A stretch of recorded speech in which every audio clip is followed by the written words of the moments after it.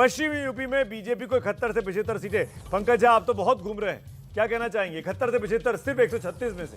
लेकिन बीजेपी के लिए राहत की बात है। कल बीजेपी के एक बड़े नेता से बात कर रहा तो उन्होंने कहा 65 भी मिल गया तो हमारा काम चल जाएगा, क्योंकि हम सेंट्रल यूपी में और बुंदेलखंड में उसको फिर से रिकवर कर लेंगे।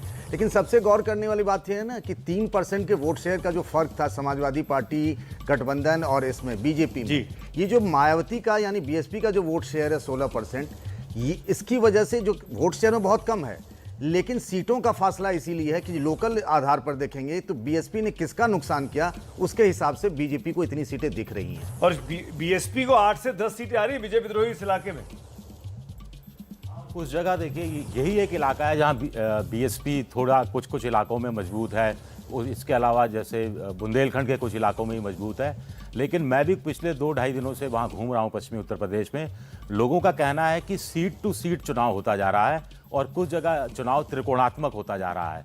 तो इससे ये जो हम जो अभी जो सर्वे के नतीजे बता रहे हैं हमारे, मुझे लगता है ये कहीं थोड़ा बहुत इसमें फेरबदल और आगे भी देखने को मिल सकता है। महंगाई है बीजेपी के पक्ष में, बीजेपी के अगेंस्ट में, ये कहानी कहीं भी मुड़ सकती है। कुछ जगह त्रिकोणात्मक मुकाबले में कहा जा रहा है कि बीजेपी तीसरे स्थान पर है, कुछ जगह कहा जा रहा है त्रिकोणात्मक मुकाबले में सपा तीसरे स्थान पर खिसक गई है। इस तरह की बातें आमतौर पर अभय दुबे, आपको क्या लग रहा है कि ये जो पहला चरण का दूसरे चरण का मतदान है, इसमें जो लीड मिलनी चाहिए थी, जो गठबंधन का फायदा होना चाहिए था, वो अखिलेश यादव को नहीं हो पा रहा है? गठबंधन को तो फायदा होना हो ही रहा है। अगर गठबंधन का फायदा ना होता तो उन्हें इतनी सीटें और इतने वोट भी नहीं मिलते। मेरा कहने का मतलब यह है कि बहुजन समाज पार्टी को जो 16% वोट मिल रहे हैं वो कम होते हुए भी कम नहीं है।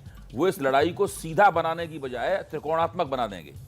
अगर वास्तव में 16% या 18% वोट बहुजन समाज पार्टी को मिलते हैं जी, अगर त्रिकोणात्मक होगी तो उससे भारतीय जनता पार्टी को फायदा होगा, और भारतीय जनता पार्टी को जो भी वोट मिलेंगे उसमें सीटों का कन्वर्जन रेट उसका बढ़ जाएगा। सीधे चलूंगा पदरी जी के पास। पदरी जी, आप बहुत अच्छे से बीएसपी को जानते हैं, मैं आपसे पूछना चाहूंगा, क्या बहुजन समाज पार्टी के लिए ये इलाका ही सबसे फ्रूटफुल है? हाँ सुमित जी, मुझे लगता है बहुजन समाज पार्टी इस क्षेत्र में बहुत अच्छा करेगी, और जब लड़ाई त्रिकोणात्मक होगा और सीट बाय सीट होगा जैसा विजय विद्रोही बोल रहे हैं, तो उसका फायदा बीएसपी को मिलेगा। बीएसपी कई जगह जादुई परिवर्तन करेगी इस चुनाव में, और किसका काटेगी किसका जोड़ेगी ये अभी देखने की बात है। दूसरी बात मैं ये कहना चाहता हूं सुमित जी कि ये जो पूरी व्याख्या है पश्चिमी उत्तर प्रदेश की, जो जाट सेंट्रिक है, इसको थोड़ा बदलने की जरूरत है। देखिए वहां ब्राह्मण भूमिहारों के साथ, त्यागी के साथ मिलकर के 10% से ऊपर है। गुजर 10 के आसपास की परसेंट की जातियां हैं, तो जाट के बराबर तो ये 2 जातियां हो जाती हैं। और इसी तरह से और जातियां हैं जो मोबिलाइज होती हैं। तो बीजेपी को जो दिख रहा है फायदा, भले ही जाट लैंड में उसका असर उतना ना हो पाए या उसमें फ्रैक्चर उतना बड़ा ना हो, लेकिन जो नॉन जाट जातियां हैं उनका मोबिलाइजेशन भी अर्थ लाएगा। और मुसलमानों का वोट भी होमोजेनियस नहीं है। अगर आरएलडी और समाजवादी पार्टी को सत्ता परिवर्तन करना था है तो जाहिर तौर पर इस इलाके में बहुत अच्छा करना होता। राजनीतिक मेहमानों के पास चलूंगा। राजनीतिक मेहमान मेरे साथ बने हुए हैं। मेरे साथ विभाकर शास्त्री हैं, घनश्याम तिवारी हैं। विभाकर जी, कांग्रेस पार्टी कहां रह गई? पश्चिमी यूपी में दिख ही नहीं रही है।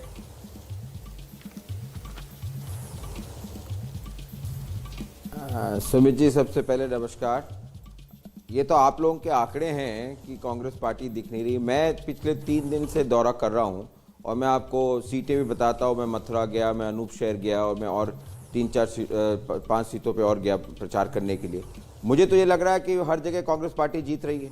ये आप लोग किस तरीके से आंकड़े बनाते हैं और किस तरीके से नतीजे आते हैं ये आप ही जानते हैं। और मुझे पूर्ण विश्वास है कि 10 तारीख को ये जब गिनती शुरू होगी तब आप लोगों के आंकड़े बदले जाएंगे और आप लोगों को एहसास होगा कि आप लोग गलती कर रहे हैं। आप लोग एक साथ मिलकर नहीं लड़ रहे हैं, विपक्ष बटा हुआ है। जैसे कि अभय दुबे बोल रहे थे, जितना विपक्ष बटेगा उतना भाजपा को फायदा होगा।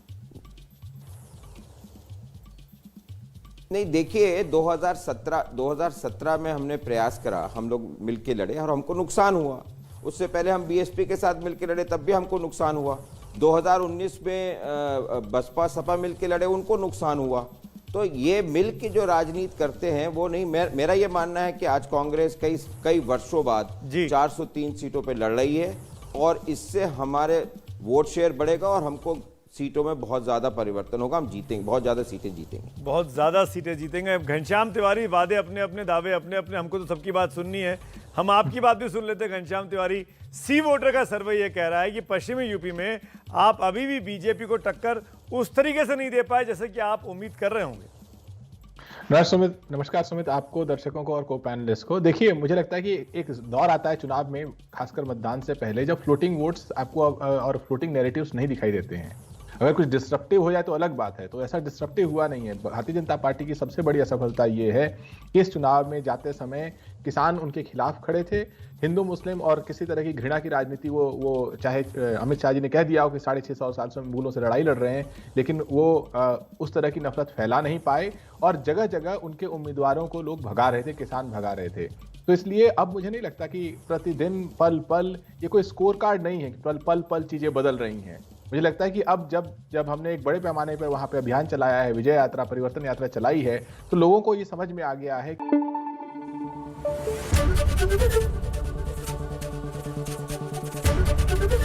एबीपी न्यूज आपको रखे आगे।